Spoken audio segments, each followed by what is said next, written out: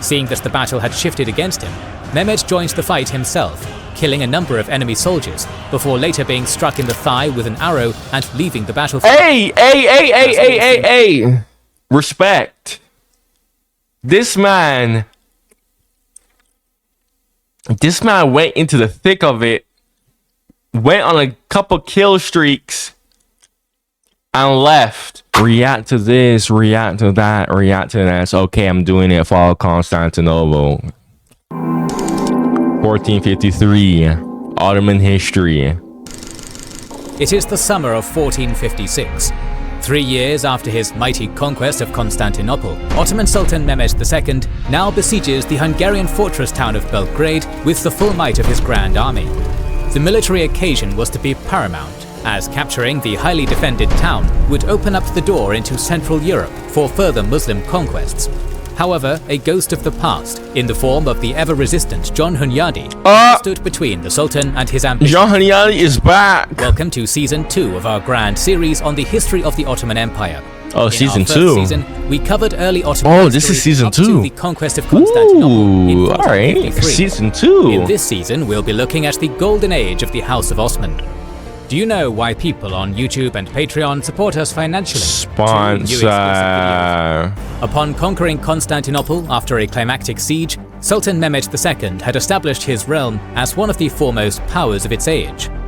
With the final fall of the Eastern Roman Empire came an opportunity to rebrand its former seat of power into a... But the Eastern Roman Empire still exists in Morea and these islands and what's now Crimea. ...new Islamic capital city. However, while the Red Apple was slowly being transformed, further military operations by the Sultan were conducted in the local region against the last pockets of resistance to his rule. The final Byzantine holdouts of Silivri and Epibatos were captured after their local garrisons surrendered upon hearing of the fall of their capital, thus officially marking the end of 1400 years of Roman rule in Thrace. The two eastern Roman islands of Lemnos and Imbros had also managed to evade Ottoman occupation during the Great Siege. Regardless, with the shocking fall of Constantinople, the majority of the native Greek-speaking populace of the islands fled in horror to the safety of the Morea Peninsula.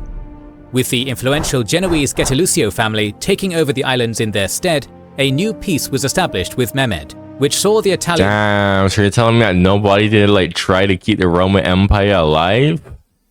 Damn. House becoming official Ottoman tributaries.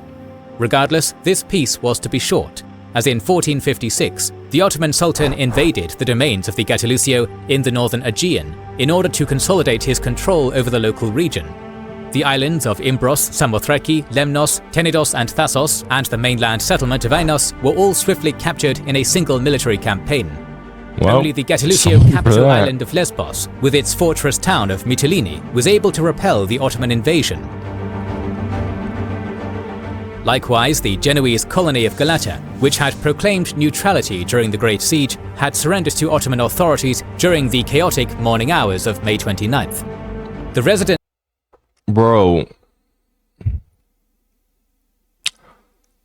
They're neutral, but then they still surrender to the Ottomans? Then what's the point of being neutral? What? Of the settlement were guaranteed their lives and property by Zaganos Pasha, who himself had been proclaimed Grand Vizier during the aftermath of Halil Pasha's fall from power. In return for these guarantees, the colony's walls were razed down to the ground, and local Turkic officials confiscated all weaponry and ammunition in the town. With the last vestiges of resistance in the local region defeated, Mehmed II now turned to the reconstruction of the war-ravaged Constantinople, which he wished to turn into his new seat of power. Foremost, the city was cleaned of its rubble from the recent siege, while its land walls and main roads were repaired. Public buildings that had been desolate for centuries were also demolished, such as the Church of the Holy Apostles, the Hippodrome, and the Great Palace Complex.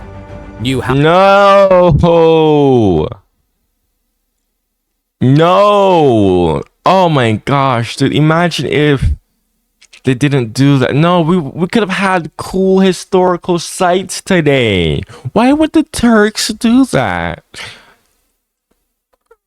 Bro, imagine if the roles were reversed. It was a Western European empire that did that. Imagine if the roles were reversed. Oh, we would have people talking about this forever and ever and ever. But hey, here's the thing though. I don't defend Western European colonial empires. I don't. What I don't like is I see people who are hypocrites and who have double standards in my comments too much. I'm telling you, if the roles were switched and this was a Western European colonial empire that did this, oh my goodness. Oh my god. Wait, hold on a second. How dare! How dare those brutal white colonizers destroy our sacred historical complex? It's so heinous! This is outrageous!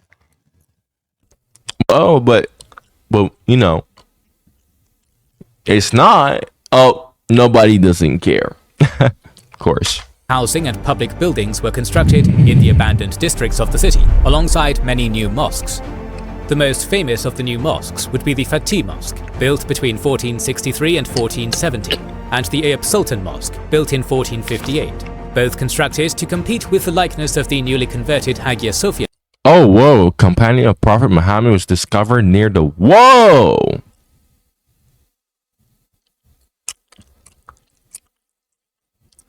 That's crazy. That's mad. Mosque. The Yedikule fortress was also erected in 1458 at the former Byzantine Golden Gate as a place for errant Ottoman dignitaries. However, by the late 16th century, it was turned into a prison for foreign envoys. On top of mosques, dozens of bathhouses, public kitchens, schools, and charitable institutions in the form of Vakif foundations were all constructed in the city. Public welfare, okay. During the same period, a new political center in the form of an imperial palace, later dubbed the Old Palace, was also constructed on the former site of the Forum of Theodosius in 1458. It was here that Mehmed would house his royal household and imperial harem. However, wanting to outshine Roman palaces of old, another grander palace was constructed on the first hill of the city, named the Topkapi Palace. It was Bro, no, all the buildings, no, the buildings that we could have had today, no. residence that the Sultan's royal court of governmental officials, later known as the Sublime Porte, was installed alongside the new Enderun School. This latter school for aspiring bureaucrats would cement Mehmed's policy of centralizing the state under a new Devshirme class of elites. Does this school still exist today? I wonder. Ottoman elites of Anatolia, like the Chandala family, who had produced 4 grand viziers to the House of Osman over the last century. In addition to buildings, Christian and Jewish families from all across Anatolia, Thessalonica, and the Morea were settled in the Fener and Balat districts of the deserted capital. This was done to restore Constantinople's commercial output, as many of its former citizens had been driven into slavery after the Great Siege. Really? Really?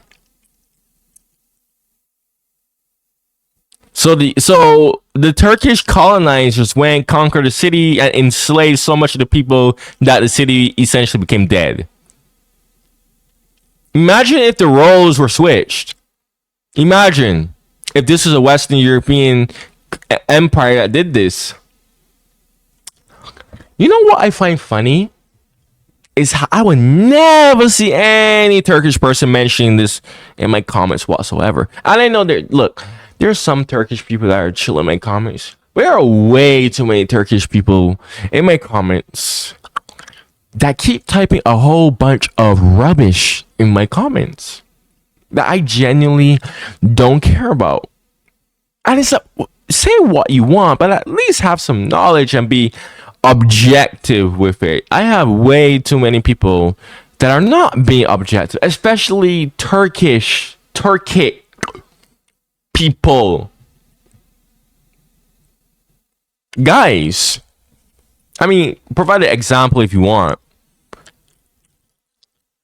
But I can't really think of a European colonial empire, and this is early modern era, by the way. And so listen to what I'm saying. I can't think of any European colonial empire in early modern era besieging a city this size and then enslaving the people and selling them away. I can't really think of any examples. Can you? I genuinely can't. I know the Europeans enslaved Native Americans, some Native Americans, but the Spanish and Portuguese did that. I wouldn't even say that was a European thing. The Spanish and Portuguese were the ones doing that, really and truly. The Spanish and Portuguese. No, I wouldn't even say Spanish. The Spanish kind of actually outlawed slavery. It's just that they couldn't enforce it. So it was more of a. It wasn't even the state. But the Portuguese were like, that was a different story. I know the Europeans enslaved Africans. Well, most of the Africans were sold off to Europeans anyways. But some of them went and captured, some Africans. But it wasn't like this. I genuinely cannot think of a situation where a European besieged a city in a war, captured the city, enslaved the people. I know they used to did it before modern, early modern, just modern period in general. But I can't think of anything where European powers did that. So hold on a second. If you haven't skipped already, that is. Do you see what kings and generals is talking about right here? The Turks went, besieged the city, conquered the city, ravaged the city, enslaved the population of the city to the point where it's desolate. I mean, it was already desolate before, but now it's even worse. This is how most people, especially Turkic people, imagine when I say my country was colonized. Oh, my country was the colony of Britain. This is what most idiots think when I say that. This is why. So, and I'm bringing this up because I'm like, hold on a second. You're telling me that your country actually went about and did the very same thing, but you want to come in my comments and you want to say, oh, your country was colonized, even though it was an uninhabited island. And then you want to sit here and say nonsense in my comments, talk about stuff. You're kissing up your white masters, blah, blah, blah, blah, blah. Oh, but when your country actually goes conquer people, enslave them, destroy buildings, by the way, and put your own buildings there. Oh, it's perfectly fine. We're not gonna mention that. Oh, it's calm. It's cool. What? Really? Really? Again, I'm not defending Europeans and their colonization. All I'm simply doing is I'm simply calling out double standards that I keep seeing in my comments.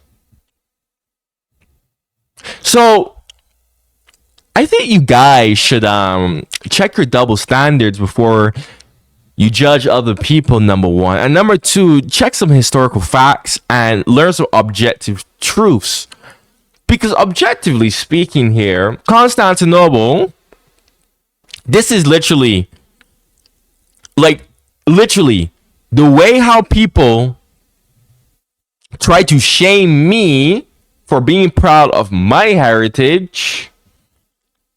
This is what they imagine. What is happening in Constantinople right here is what those exact same people whose ancestors did that, by the way, would come in my comments and pretend like, oh, their country isn't any better. Like, bro, if your country was not any better when it was at the peak of its power, you have no room to speak. That is a fact, not an opinion. You have no room to be complaining about what other people's countries did if your country was no better. Fact, not an opinion.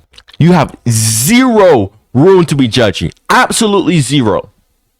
Why don't you call out your country on its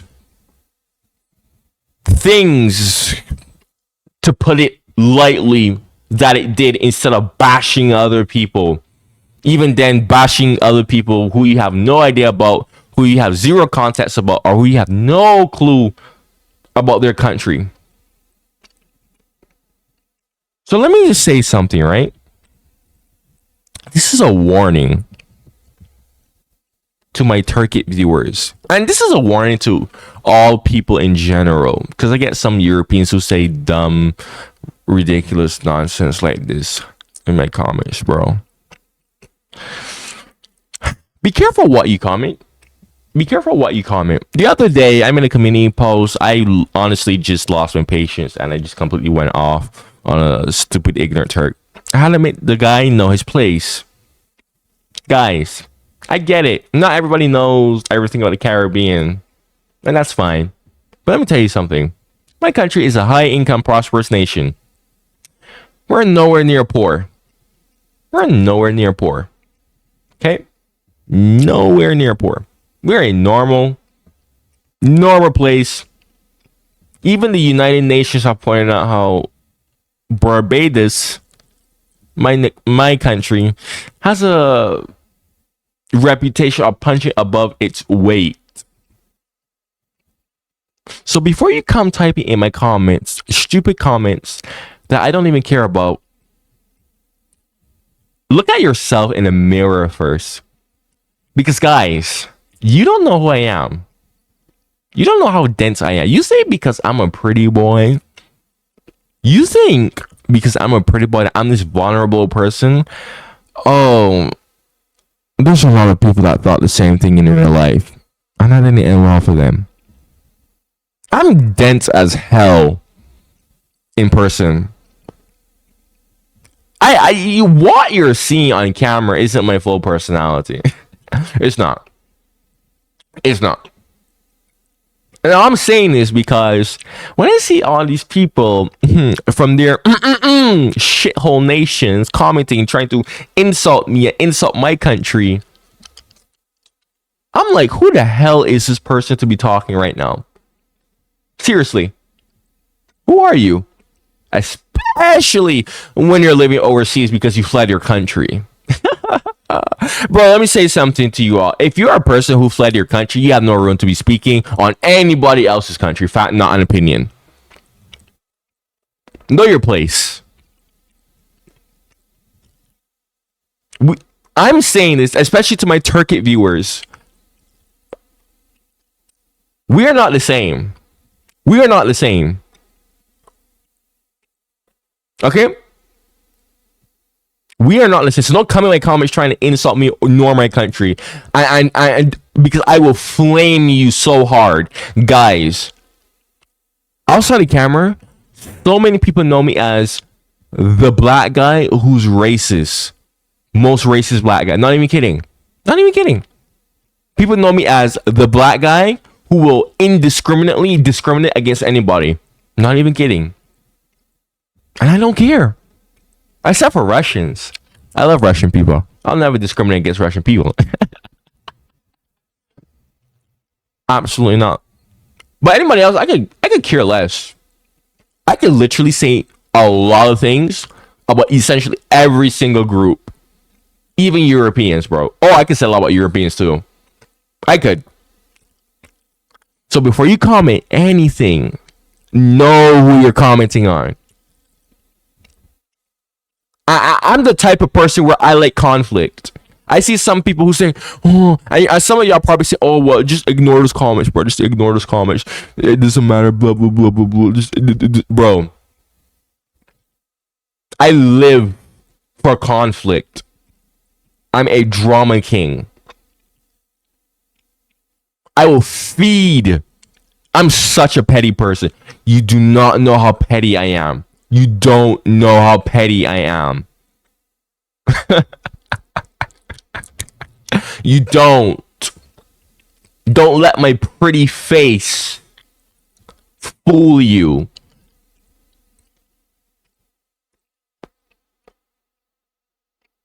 Especially my Turkic viewers.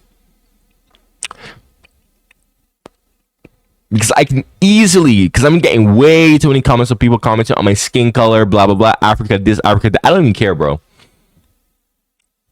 So just don't be surprised when I flame you if you keep doing this. And this is just a warning to like new people overall. I might say this warning in many videos to come. So if you hear this warning the first time and you're a regular viewer and you hear it in future videos, you are allowed to skip when you hear me say that again. It's just to new people. So be careful before you comment. Know who you're talking to.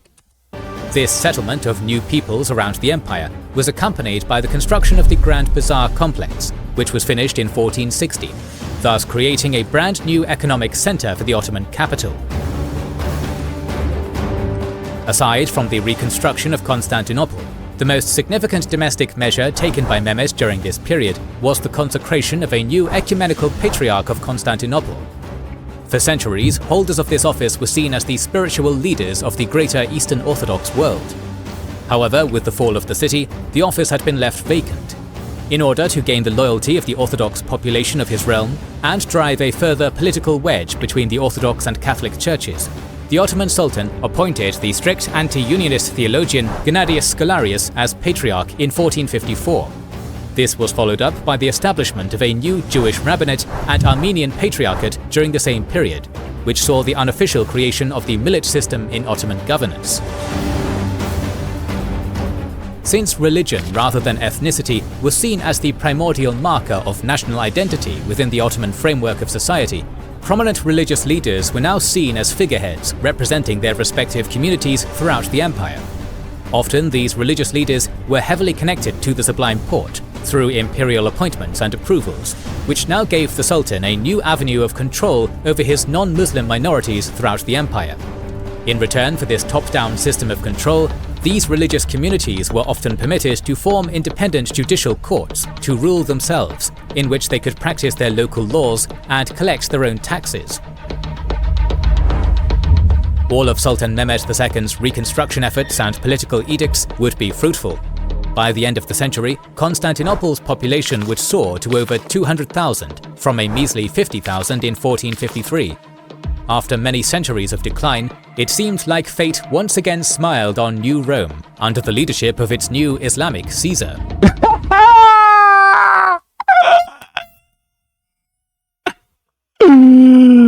Oh, he did not just say that the Ottoman Empire was the new Rome. Oh, kings and generals, you are so funny. I would never view the Ottoman Empire as a third Rome. I don't know. No. Absolutely not. New Caesar. Oh my gosh. Tell me a better joke. Let's not disrespect Caesar like that. Let's not disrespect Caesar like that. I'm not even hating on Mehmed, but I'm just like, no. Let's not disrespect Caesar like that. Let's not do that. I'm probably going to trigger a lot of Turkey people when I say I don't even care. You already have my warning. Before you go in those comments and say anything, you have my warning. So, beware.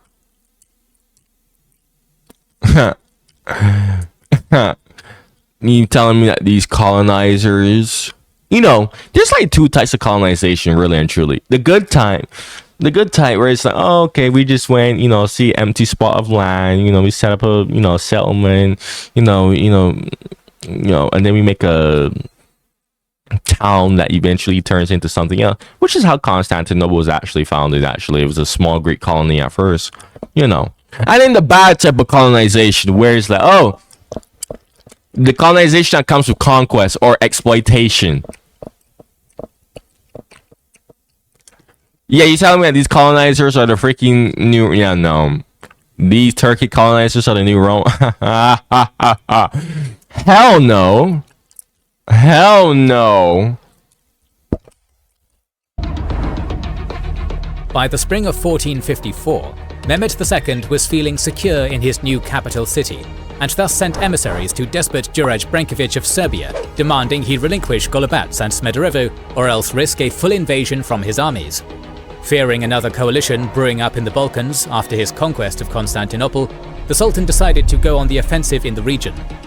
Although the Serbian Despotate had stayed neutral in the military campaigns of 1453, its status as an impartial buffer state was questioned when Hungarian emissaries threatened war against the Sultan during the last weeks of the Great Siege. According to Ottoman chronicles, a scheming Juraj was also ready to join such a war with Buda's full backing. After 30 days of hearing no response from the Serbian ruler, the Sultan officially declared war and began mustering his armies in Sofia and Plovdiv for the campaign to come. Only a year after the fall of Constantinople, war had now come to Serbia. By the summer of 1454, Mehmed invaded Serbia at the head of a 50,000-strong force, which was divided into two columns, one approaching Ostrovica and the other Smederevo. During the gruesome march, thousands of local peoples were carried off into slavery, while Ottoman Akinci cavalry pillaged the countryside of all loot and supplies. You hear that? You hear that? Thousands of local people were carried off into slavery. What? I don't hear any Turkish people bitching in my comments about European colonialism, bringing that up. I don't hear that. I don't hear that. And again, this is not me defending European colonial empires. Hell no. I'm just saying, don't talk on other people's countries when your own country isn't any better. It's just that simple. I get like people in my comments who keep trying to like bring out like slavery, like wait, hold on a second. But your ancestors were slaves. Your ancestors were slaves to European. Like, bro. Especially with Turkey people, like, bro. Like, tell me something I don't know. And tell me something that I actually care about. Because, dude, nobody in Barbados cares about slavery. Or at least the average person doesn't care. It's only like liberals that are whining and crying about slavery that care so much. Seriously. Dude. Most people in Barbados think that racism is done.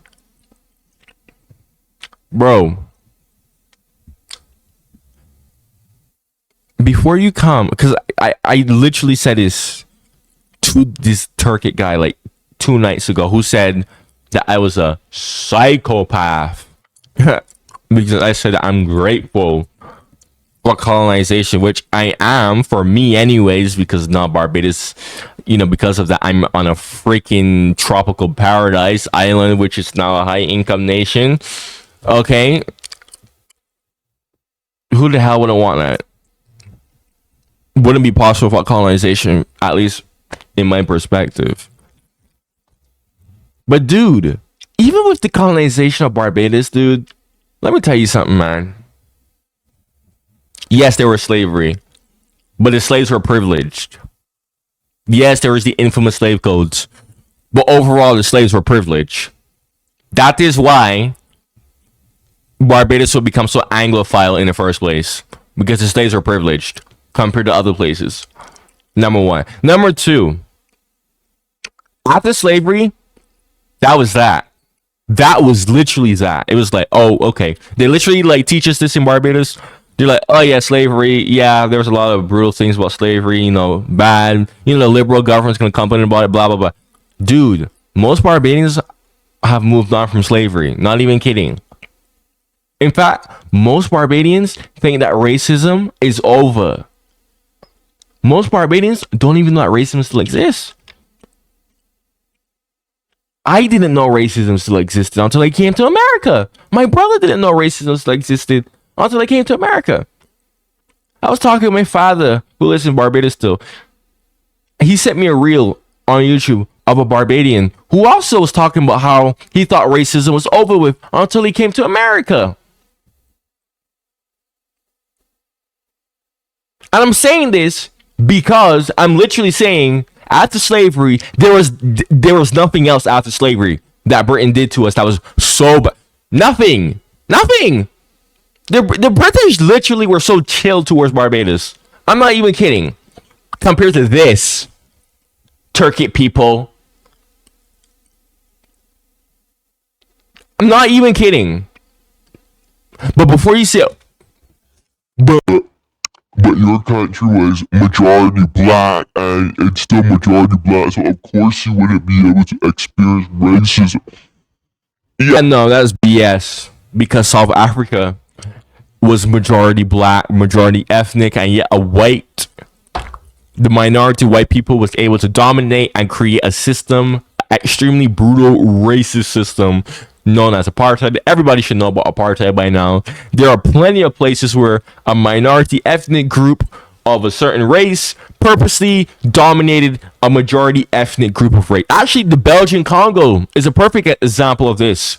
What Leopold did, they were majority black, but yet minority white elite, most of Leopold and his elites dominated the blacks there. Did the most heinous things towards them.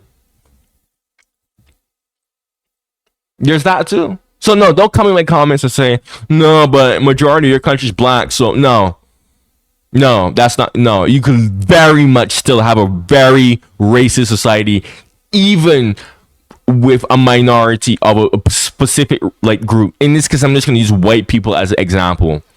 Yes, majority of Barbadians were black, but it easily could have devolved into a racist, segregated society had the British really wanted that. But they didn't want it. That wasn't even their goal anyways. British colonialism was just trade. For the most part. I was literally talking with my brother in the car the other day. And we were talking about that. We were talking about how Barbados is actually quite privileged. And he was like, oh yeah, even the British let a black guy control the island at one point. That's how chill the British were towards Barbados after slavery.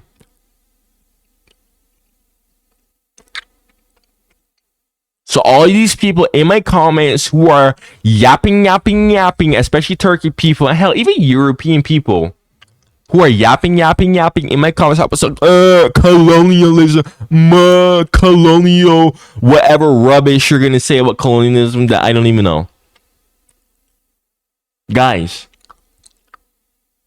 it was not as brutal as you think. There was no brutal colonization of Barbados. I know you can go and Google and it'll say, like, you'll read some liberal BS article that'll say Britain turned Barbados into a slave society. Oh, Britain brutally that's BS. That's literally BS. Sure, Barbados was somewhat of a slave society, but objectively speaking, the slaves were much better treated. I talked about this in my Trafalgar video. They were much more There's even a saying in the Caribbean where the saying goes, the good slaves go to Barbados and the bad slaves go to Jamaica. You want to know what actually was bad in Jamaica? I'm not Jamaican, so I don't care. But I know slavery over there, that was bad. Mostly because the Jamaicans kept resisting. You see, the reason why the British were so even chill with Barbadians in the first place, not even Barbadians, just the slaves, the African descendant slaves, is because they didn't even bother resisting. To the point where the British were like, okay, whatever, we have full control over this island. Just give them some leeway. It's like, who cares? Like, give them some leeway. It wouldn't hurt. Jamaica's, it was so much more brutal over there. A lot of the reason why was because they kept resisting, so the British were forced to be more brutal. Oh well. But I'm just saying, do not come in my comments talking a whole bunch of nonsense about, oh, the British slave your ancestors, blah blah blah. Because, dude, it was nothing like this. It was nothing like this. It was genuinely nothing like that. Like, genuinely. The only time that Barbados had a slave rebellion was close to the ending of slavery. And the only reason why they rebelled was because they thought that slavery was going to end sooner. And when they heard that it was not going to end as quickly, they got angry and they rebelled. Which completely shocked the slave masters. The slave masters were so surprised when the slaves in Barbados had rebelled against them, because the slaves had quite a lot of privileges. So when they rebelled, they were stunned. They were not expecting it. But that was only one rebellion compared to Jamaica, which had loads of rebellions that were put down. And other places too. I'm bringing all this up because a lot of you people don't seem to understand, or can't do one simple Google search to understand that Barbados is quite different. This is why Barbados is Anglophile today. This is why Barbados is much more accepting of its former colonial master of Britain. Boo-hoo, boo-hoo. You're kissing up to your colonial master. Boo-hoo, boo-hoo, cry, cry, cry. Cry me a river. Don't care. Oh, what Britain did to you, I don't care. Honestly. Britain didn't treat us like that. Even after slavery. Britain was like, alright, slavery's over. Most of the British population didn't like it. Slavery's over. Boom. Do your own thing. That was literally it. We didn't even fight for independence. We didn't even do any of that. And even with slavery, slaves had so much privileges. Tons of privileges, bro. Not even kidding. I was supposed to read a book about that eventually. Where a book was a book about the slave society, the true slave society of Barbados, where slaves even amass as much wealth as many white people on the island. That's a very interesting book. But anyways, again, I need to say all of these details to make it clear, because I'm so tired of seeing all of these comments, especially because it's the Turkic people. It's usually the Turkic people, bro. And I'm probably going to say this in a more Eurocentric video, because I see dumb Europeans saying this too.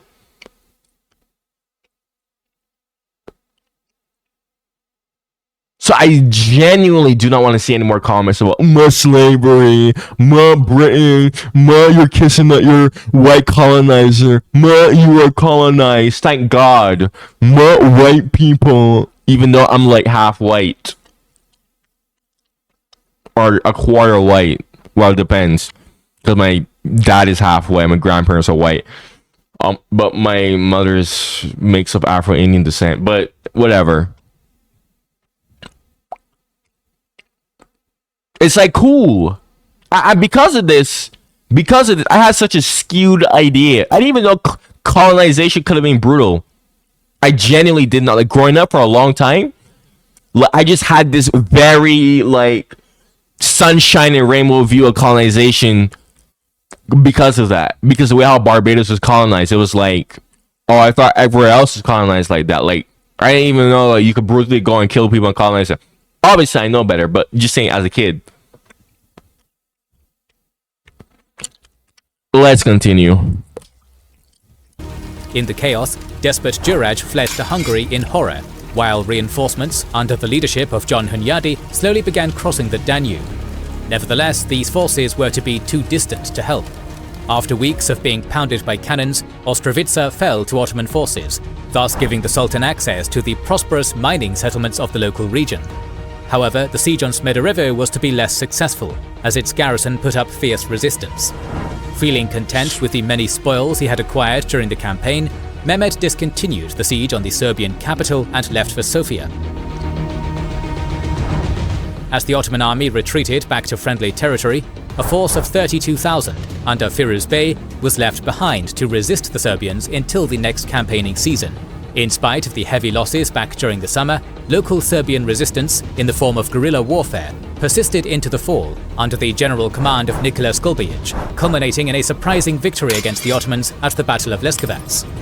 By October, John Hunyadi's forces had also converged against Firuz Bey at the town of Kruševac, inflicting a defeat on the Ottoman general and even capturing him during the chaotic retreat. After the battle, the revenge-seeking Serbian-Hungarian armies marched into Ottoman territory, looting Nis and Pirot and burning down Vidin. Nonetheless, an Ottoman counterattack near Novo Brdo caught a Serbian army led by Skabalic off guard, resulting in the destruction of the Christian army and the execution of its general. The military campaigns of 1454 had been a bloody stalemate for both Serbia and the Ottomans. Wanting to subdue the Serbian threat once and for all, Mehmed launched a new campaign into the region in 1455. Assembling his grand host in Edirne, the Sultan marched on Novo Brdo in spring. After 40 days of immense Ottoman bombardment, the town and its garrison surrendered, along with its famous gold and silver mines. The fall of Novo Brdo was followed by the fall of Pristina, Trepça and Prizren throughout June and July. With the subjugation of southern Serbia complete, the Sultan decided to deal the death blow to Juraj Branković in the following year. Spending the winter of 1455 to 1456 assembling a grand host of 40 to 50,000, Mehmed prepared to march on northern Serbia and, most importantly, the Hungarian fortress city of Belgrade come summer. Seen as a gateway into the Kingdom of Hungary and Central Europe, Belgrade was the most fortified settlement in the Balkans. Being located on the confluence of the rivers Danube and Sevra, the city could only be accessed on land from the south, thus making it a highly formidable target for Mehmed. The Sultan I mean, he was able to break through Constantinople walls. I mean, no other city can compare to that. So it's like, what the hell is this one small city gonna be like? Nah, bruh. Sultan's father, Murad II, had unsuccessfully tried besieging Belgrade back in 1440, but the city's great walls proved too much for his armies. Preparing for this immense challenge ahead, new cannons were cast in Edirne, while a new Danube fleet of 60 vessels was constructed. By the summer of 1456, Mehmed's army was ready and began its march north to the fortress city, bypassing the many towns of northern Serbia. In the months before the Ottoman offensive, Hunyadi had armed Belgrade with 5,000 mercenaries from Poland and Germany, under the command of his brother-in-law Michael Zelegi and his eldest son Ladislaus. However, due to infighting within the Hungarian court between the supporters of Hunyadi and Ladislaus V, preparations for the siege to come were lacking, resulting in the late mobilization of the royal army. As the king fled to Vienna for safety, only the 10,000-strong army of Transylvania and a hastily assembled militia of 30,000 were sent as reinforcements to Belgrade. During this great confusion, the Ottoman army under Mehmed had entered northern Serbia by early June, defeating a Serbian force of 9,000 in a decisive battle near Smederevo. Bypassing the Serbian capital altogether, the first Turkish troops arrived below the walls of the great fortress city on July 4th. The siege of Belgrade had just begun. For over 10 days, the walls of Belgrade were relentlessly bombarded day and night by 100 Turkish cannons, many of which were present at Constantinople 3 years prior. Where's the big cannon? Where's the big cannon? The big one. The super duper big cannon, bro. The one that was like howling so loud that you could hear it like from like really far distances. You know, the guy who, that secret mastermind who engineered that cannon. Where is it? I want to see the cannon in action. I think that cannon was like so unstable that the Ottomans were like, yeah, nah, we're not gonna use that ever again. Honestly, is that why that they didn't like use that cannon again? The big one that they used at Constantinople. Yeah, I'm pretty sure. Someone answer that for me. As the walls of the fortress city were being tested, the Ottoman fleet of 60 vessels began blockading the Danube upstream of Belgrade, thus completing the city's full encirclement. Meanwhile, Turkish sappers had also started filling in the moat in front of the mighty fortifications, but were opposed by Hungarian cannon fire from up above. Nonetheless, with food and supplies quickly running out, and the local garrison of the city exhausted from constant bombardment, Belgrade seemed like it was on the brink of capitulation. In spite of the odds, reinforcements in the form of Hunyadi's 40,000-strong hastily assembled army and flotilla appeared from the west of the now ruined city on the 14th of July. In a bloody naval battle lasting over 5 hours, the Hungarians managed to break through the Ottoman blockade, sinking 3 Turkish galleys and their crews to the bottom of the Great River. Another 24 Turkish vessels were captured in the one-sided engagement. The following day, Hunyadi would enter the besieged city with much-needed reinforcements and supplies. Beautiful flags and shields there, by the way. The Ottomans were now on the back foot. With Hunyadi's militia of 30,000 troops now occupying the bank across the Sava River under the leadership of the Catholic priest John of Capistrano, Mehmed's army was now limited to solely harassing the southern land walls of Belgrade. The next 7 days saw multiple Ottoman assaults on the walls, but the city's rejuvenated local garrison repulsed all attempts. On the 21st of July, a final assault was ordered by the stubborn Sultan, which saw his elite janissaries breaching through the southern land walls and flooding into the city. The Turks can't breach the walls, so they need to use European slaves to breach the walls. Oh, that's funny. I always find that so ironic how the Turks like to shit on Europeans so much and complain about them, but they still used European slaves in their armies as their elite corps. However, a well-coordinated counter-assault from the inner citadel by Hunyadi himself would lead to a reversal of fortunes for the Turks. During the chaotic retreat, incoming cannon fire also killed the Beylerbey of Rumelia, Deya Kareja Pasha, in a surprising blow to the Ottoman army. I mean, why are you firing such a compacted, tight space like that? It's so stupid. To make matters even worse, a more serious problem for Mehmed than the failed assault arose. All the wagons and ropes used to transport his heavy artillery and munitions were also destroyed during an unexpected fire at night, thus rendering all of his deployed arms unmovable. With his siege on Belgrade turning into a disaster, Mehmed was eager to face Hunyadi in a pitched battle, where he knew he could take out the Hungarian magnate once and for all. Ordering the abandonment of a number of tents on his left flank, and ordering his cavalry to feign retreat from the area, the Sultan wished to entice the defenders of Belgrade to lose their discipline and start looting his camp.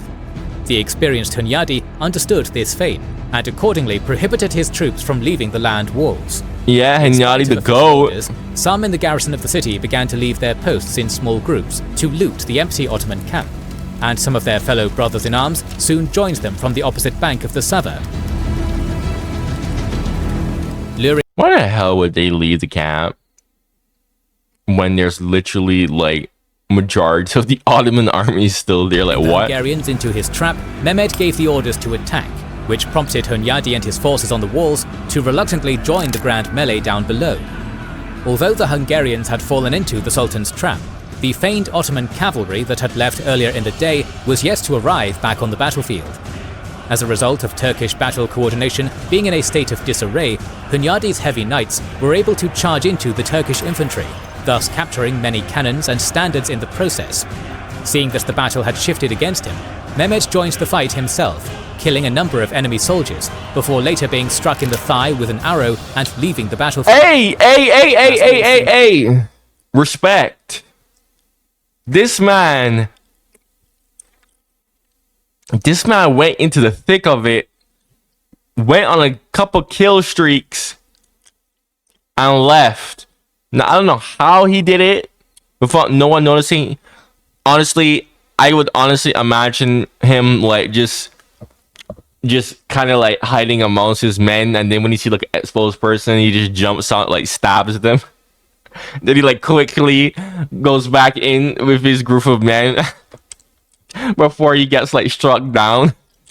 I don't know how that could be. I think that would be the most realistic thing to imagine. I would want to imagine him like, just slicing and dicing left, right, and center, but that would be cooler. I mean, still though, respect to him. My man's went in there and he just, went on a couple kill streaks and just left.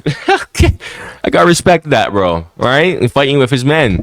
Lost for the Ottoman Sultan, his feigned cavalry had returned to camp in the nick of time and managed to stabilize the Hungarian charge until both sides retreated for the night. While the sounds of the wounded echoed below Belgrade, Mehmed and his fellow pashas decided to end the siege. The following 2 days saw the once great Turkish host burying their dead and loading up the wounded in makeshift wagons before retreating down south. Virtually the entire Ottoman camp was left abandoned for the bloodied Hungarians, who began looting in earnest after the Turkish withdrawal. With between 13,000 and 23,000 troops lost in only 3 weeks, the siege of Belgrade was the first military defeat of Mehmed II's reign. Woo! Look at those casualties, man. Although unable to seize the Look Hungarian at those fortress city, casualties, fate bruh. would once more shine on the Ottomans, as in August, plague struck Hunyadi's army. Only a month after his great victory over Mehmed, the Hungarian magnate, who had been a thorn in Ottoman expansion for over 16 years, would succumb to the now spreading epidemic.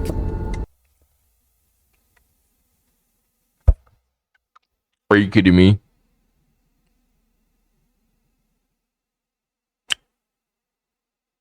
Are you kidding me?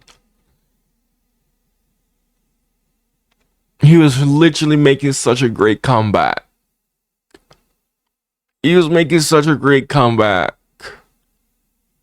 Oh, I wanted to hear that he at least attempted to try and restore like retake Constantinople or something. Oh, I thought he would have been able to make such a good comeback.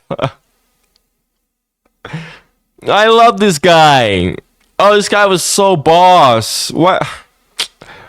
Why did he have to die? Why did he have to die? Why did he have to die? In December of the same year, despot Juraj Branković of Serbia would also die at the age of 80, thus leaving his despotate in a state of political turmoil. He lived long. At the start of 1457, He Serbia lived long, bro. re-entered Ottoman vassalship under Juraj's second eldest He lived son, a long, Tsar Branković, full life. but the childless ruler would die a year later. 80 years As a result, old. the leader of the pro-Ottoman faction in Serbia, Michael Angelević, invited Ottoman intervention into Serbia. By the spring of 1458, an Ottoman army under the Grand Vizier was at the gates of Smederevo. By the following year, the keys of the city were surrendered to local Ottoman authorities. Soon after, the fortresses of Rudnik and Oh wow, they're were also brothers. surrendered, thus bringing an end to the medieval Serbian state, Well, so which much had for that. persisted against Ottoman rule since the Battle of Kosovo back in 1389. With the fall of Serbia came new opportunities for Sultan Mehmed II to expand deeper into Europe. In the next episode, we will look at the Sultan's continuing wars against Skanderbeg and in Morea and Anatolia. Look, man, you made it all the way here. If you're new to my channel, you have any suggestions for me, go comment down below. Eventually, I will do it.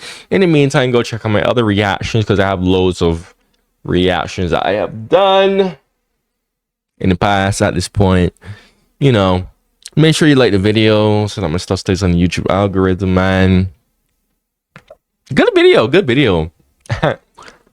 Honestly, good video. But anyways, man, thank you for watching and goodbye.